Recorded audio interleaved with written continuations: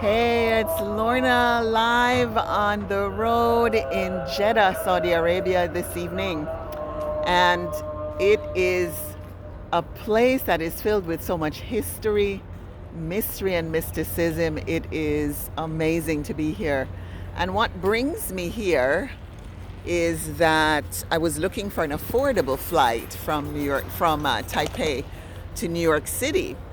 And turns out that it was more affordable for me to travel and stop over in both Singapore and Jeddah, Saudi Arabia, in order to get an affordable fare. And that actually checked a lot of boxes, well, two boxes for me. The first is that it's kept more money in our pockets. And the second is that I get to see a new country, a new place that I'd never been before. And Saudi Arabia is it. So, what comes to mind for me when I think of Saudi Arabia?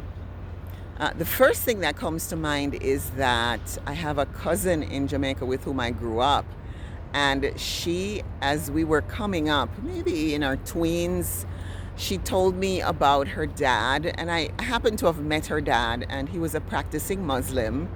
And he would make a pilgrimage from Jamaica to Mecca, Saudi Arabia. And, as we spoke on it, my cousin would tell me that every Muslim dreamed of being able to visit Mecca even one time in their life. And so, at that time when I was a tween, it felt like it was so far away and that I would never see it. So it always held such a place of fascination and mystique and mysticism. And here I am today. The other thing that comes to mind when I think of Saudi Arabia is I used to read about Aladdin and the Magic Lamp, Aladdin and the Magic Ring. And what an incredible feeling it is to me. I think there is nothing more magical and meaningful than being able to read about a place and decades later step into that place or have that place step into your reality. And here I am decades later. I'm in Jeddah, Saudi Arabia. Now, Jeddah is the second largest city in Saudi Arabia. It is also in the province of Mecca.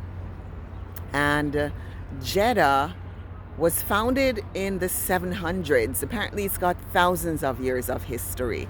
So I'm just sharing, this is part of the wall of the old town. Now, Jeddah was for a long time, a place where many Jeddah people lived. But in the 1970s and 80s, as the oil boom made Jeddah more prosperous, many of the Jeddah people moved further north, and it's immigrants who inhabited Jeddah.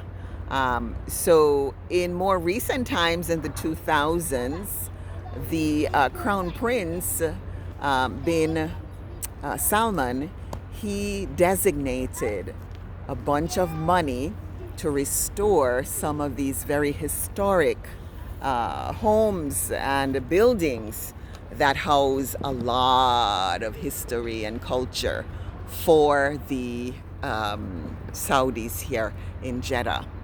And it's a great place for me to say that reinventing oneself is like investing in your renovation and your restoration. And so the question I have for you is, are you willing to invest in yourself? Are you willing to do the work that is required to restore you to former glory? Now, reinventing yourself also is about giving you greater longevity, greater health, greater prosperity, which is what's coming to Jeddah as it's restored to its former glory. And so I ask you today to think about what would happen for you if you were to allow yourself to to start fresh, right? To invest in yourself, to start fresh, to embrace change, and to live life more fully.